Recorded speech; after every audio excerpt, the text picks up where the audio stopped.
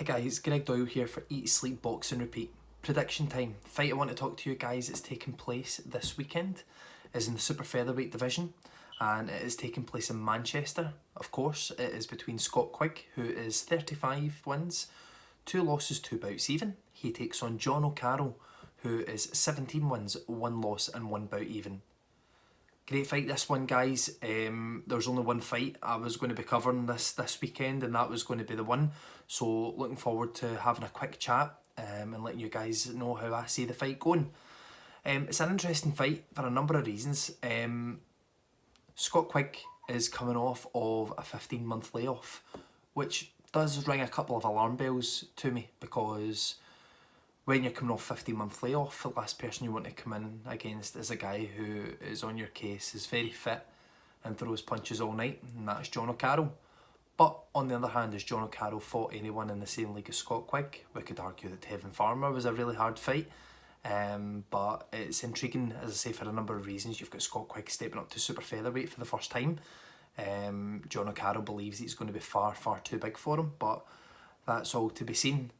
A couple of key things that I want to point out about the fight. I think from learning this week, Jono Carroll has said that he works his way down from about 155 to 160 pounds down to make the 130 pound super featherweight limit. Now, Carroll's only 27, but that is a lot of weight to shift if you're doing it time and time again. And I've always thought that it looks a little bit tight at the weight. And if he's coming down from those kind of weights, then that's completely understandable to see why. As I said at the beginning of the video, I think it's a really good fight. I think it can't fail to entertain. Jono Carroll seems to only know one way to fight, and that is come forward with, it's a high volume pressure, I call it, where he'll throw a lot of shots, but they're not hard shots, but they're almost to bum rush his opponent so that they can't get settled and throw shots of their own. There's ways to look at that.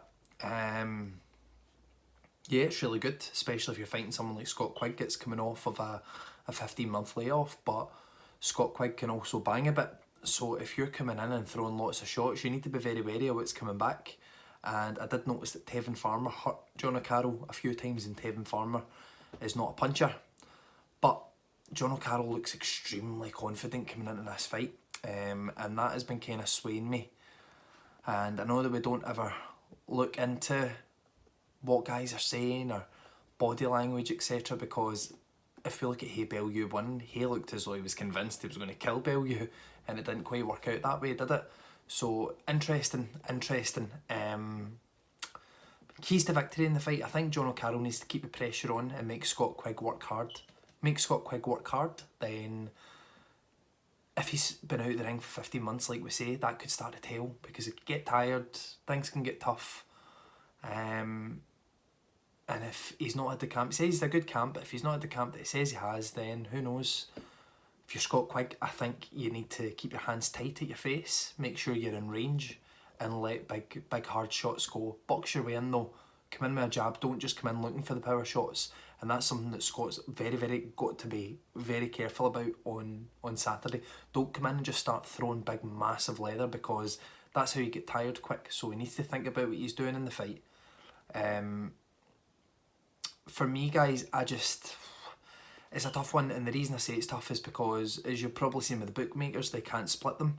For me, at their best, there's only one winner, and that's Scott Quigg. But Scott Quigg at his best, he's been out for 15 months, hasn't he? And Jono Carroll's been quite active, fought for the world title against Tevin Farmer. But my prediction for this weekend, guys, I'm going for Scott Quigg to knock out Jono Carroll. It could go to points, so there is a chance that it will go to points, but for me, I just think, yeah, even with the 15-month layoff, Scott Quigg's coming back to Manchester. He's back with Joe Gallagher. He's only lost to Carol Frampton and Oscar Valdez. And I think we need to realise, guys, that those two guys are in a completely different league to Jono Carroll. And I get that we're trying to sell the fight and make it sound as close a fight as possible, but we need to be honest. And Jono Carroll has not fought anyone, aside from Tevin Farmer really, where he had big problems, he was getting hurt, in the same league as Scott Quigg. And Scott Quigg has fought better fighters than Jono Carroll.